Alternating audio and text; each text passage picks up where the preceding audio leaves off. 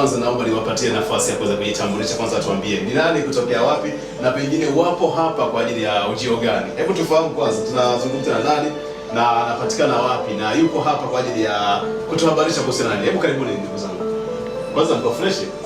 Tuko poa. Mko poa kabisa. Safi kabisa. Sasa hebu tuwafahamu kwa majina yenu kwanza, na nyinyi kama mmefika hapa, ujio wenu ukoje? Kwanza tuwafahamu kwa pamoja. Kiufupi, tupo hapa kwa ajili ya tasnia ya sanaa. Okay. Masuala ya filamu. Sawa sawa. Tuwafahamu majina yenu kwanza kwa pamoja. Tuko na dada hapa, fundi wa maana kabisa, na bila shaka kwa upande wa sanaa anafanya vizuri sana. Upande wa pili afahamu sasa, pengine nyinyi mmekuja hapa kundi la sanaa, tuwafahamu kundi lenu linaitwaje na mpo hapa kwa ajili ya issue gani? Karibu mzungumze na Watanzania ambao wanawategea sikio kwa wakati huu. Fatuma, vipi? Mbona kwenye movie ya utani vipi, kuna matatizo yalikutokea au unaweza kutueleza labda matatizo ya kifedha, kifamilia ndio maana hatukukuona, au matatizo yako binafsi? Japokuwa changamoto zipo lakini sio vile sana. Okay. Vibe ya kutosha iko hapa ndani ya mjengo, na hawa ni wasanii wa upande wa uigizaji. Tuko nao hapa kuweza kuhakikisha kwamba tunazungumza kwa pamoja. Pengine kwa brother, turudi kule katika hii taaluma ya uigizaji, bila shaka kuna experience. Umesema umesomea pia haya masuala, pengine kila ambacho umekisomea na uhalisia ambao uko huko, unaona kwamba unautendea kazi au unatendea haki, au pengine kuna changamoto ambayo unaipata? Of course. Changamoto katika kazi yoyote lazima, si katika sanaa tu pekee yake.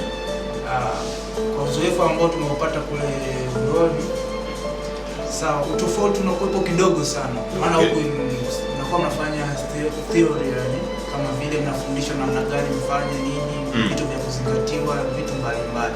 Lakini unapokuja katika uhalisia, mfano unaweza kukutana na changamoto kama vile labda menda location, labda imetokea labda kibali kukamilisha vizuri, kwa hiyo zinakuja changamoto kama hizo, yani vitu vya uhalisia wa maisha tofauti na kule ambapo kila kitu kipo katika sanaa pale chuoni, vinafanya moja kwa moja pasipo changamoto yoyote. Ni ngumu kiasi gani hasa kwenye utekelezaji wa majukumu kufanya kazi na watu ambao pengine hawajasomea hiki kitu ambacho wewe umekisomea?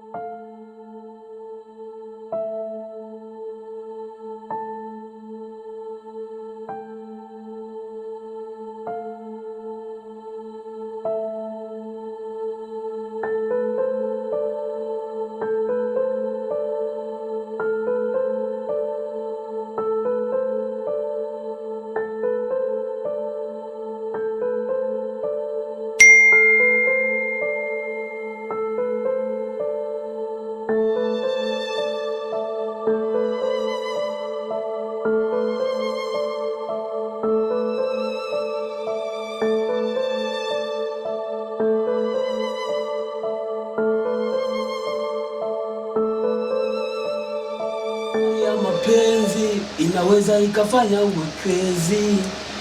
Ogopa ya mapenzi, kama una moyo wa dumu zika mbali wewe.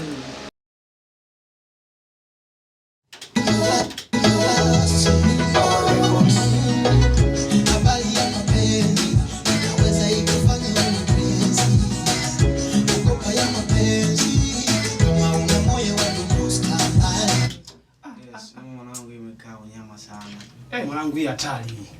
Nyama sana, nisikia kabisa.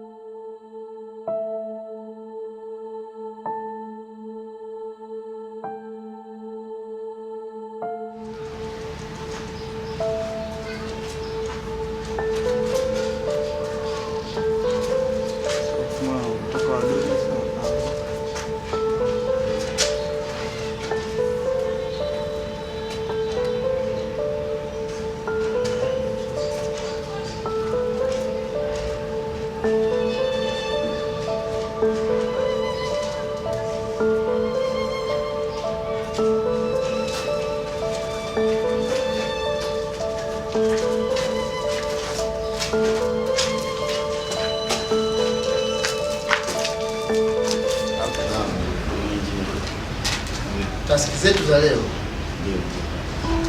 itakuwa ni sawa sawa.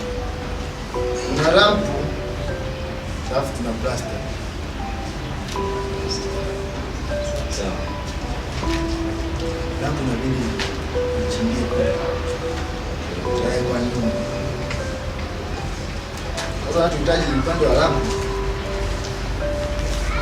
angalau ukichimba kushuka chini sentimita 4.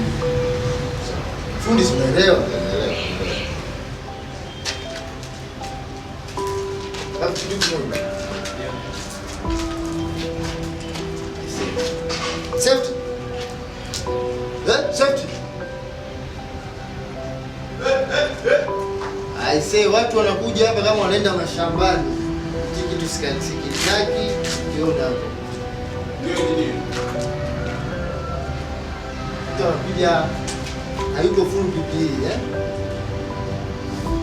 Kwenye kazi. Nenda hali mtoto anaenda kwa darasani huwa anavaa uniform, anavaa kalamu.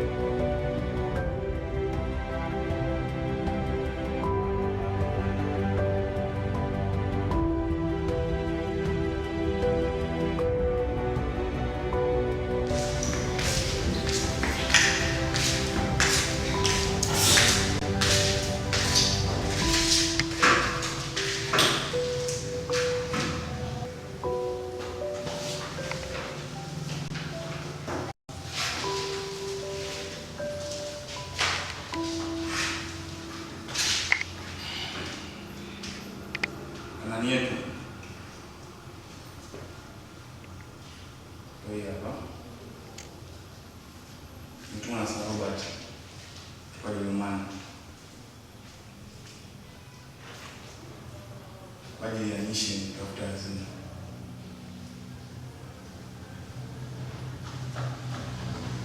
Tumani kama yuko tayari.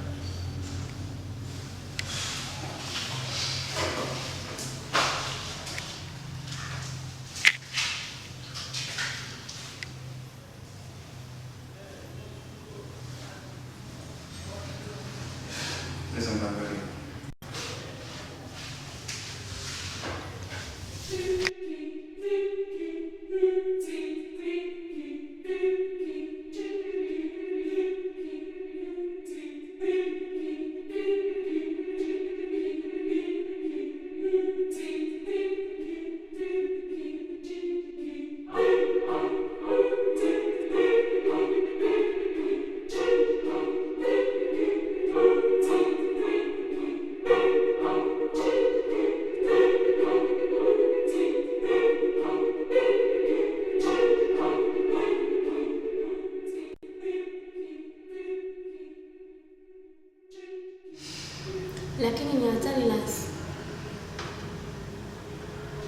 tunaweza kukutana na wanyama hatari porini. Ila tunawezaje kumwamini Mr. Robert? Vipi kama hana nia njema na sisi? Nadhani ingawa ni hatari, tunahitaji umakini kila hatua.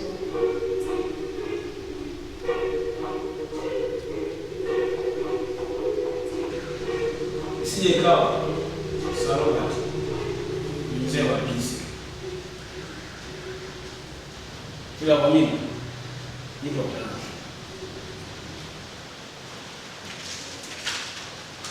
Jamani, unasemaje? Nadhani niko tayari.